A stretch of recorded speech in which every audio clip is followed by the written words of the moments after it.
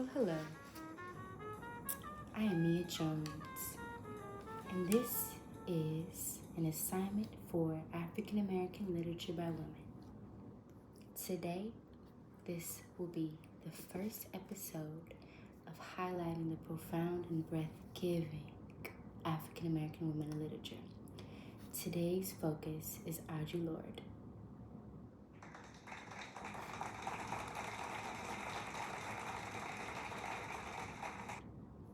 Amazing and vibrant in her glory, Audre Lorde was a trailblazer who created space for the societally deemed uncomfortable discourse of sexuality, spirituality, and freedom for a Black woman. For although these topics are centered around a human being simply experiencing, the media and the world supporting it have been quite analytical, critical, judgy, disrespectful, and dismissive of the existence of a fluid individual being. In a system that forces conformity of the mind, body, and spirit, Audre Lorde challenges this conformity by expressing poetically her feelings and emotions alike. One must also recognize that poetry is not some luxury to be dismissed or grouped into just rhyming structures. It is an active way of conveying one's emotion while staying centered on channeling them authentically. Audre Lorde was born on February 18th of the year 1934 in the place we all know today as Harlem, New York. Audre had always been a brilliant star and shined even as a child, where she would be found reciting poetic works and conversations where she knew a line or two would convey and express her feelings for her. Over the trajectory of her life, she earned a bachelor's and master's in the study of library sciences. She would go on to create two beautiful children and become committed to her lifelong partner, Francis Clayton, after separating from the father of her kids, who happened to be a white homosexual. Audre would be asked to join the panel surrounding the discussions of femininity in women living in America. To her not-so-surprise, Audre would listen to countless discourses over the topic and would be left with realizations that there seemed to be a neglection to include the existence of Black women, women from financially stunted backgrounds, because we all know the system is responsible, lesbians, and women who existed outside these small parameters of the American nation that calls themselves united. How can one be united in the dismissal of the existence of others? Make that make sense. Audre challenged and opposed narrow ways of thinking by creative essays, literature, and poems about her accompanied emotions when witnessing firsthand the neglect and absence of consideration for all women in their glory. Patriarchy? We do not support her. For in the words of Audre, as women, we have been taught either to ignore our differences or to view them as causes for separation and suspicion rather than as forces for change. Without community, there is no liberation.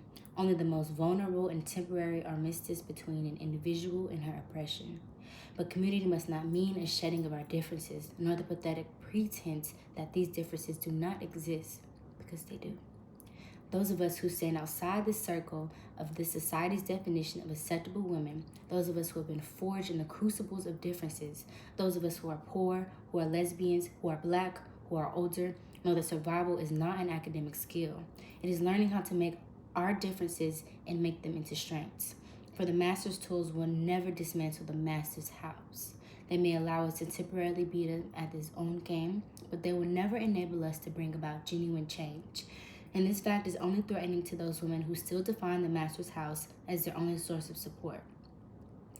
In order to challenge limiting and suffocating paradigms that stunt the individual from exploring a power that lives deep inside, one must acknowledge and move beyond such limitations in order to set herself free and guide other women to a similar freedom.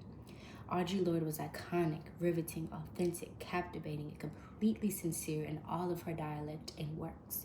Her work shall live beyond her physical body and continue to transform and inspire the women who walk the path of life.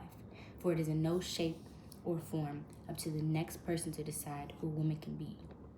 Reclaim your power, and soon you shall see. Alongside her amazingly constructed pieces to support sexuality and self-identity, Audre Lorde battled breast cancer and underwent a mastectomy, and through her recounting the confrontations of the possibility of death through her The Cancer Journals, Audre speaks of denying the use of prosthetics after the mastectomy, for she believes prosthetics offers the empty comfort of nobody will know the difference. But it is that very difference which I wish to affirm because I have lived it and survived it and wish to share that strength with other women. If we are to translate the silence surrounding breast cancer into language and action against this scourge, then the first step is that women with mastectomies must become visible to each other. This quote alone shows how deeply connected Audrey was to womanhood and expresses her understanding of the need to be seen in sharing her suggestions for how freeing it is to see oneself. She inspires the individual to live in her truth, and whatever that may be, do it for you. I leave you here with this tonight.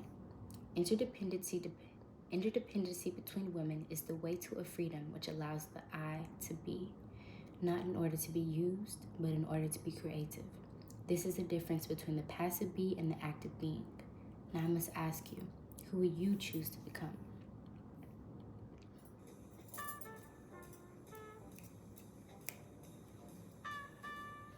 Signing off.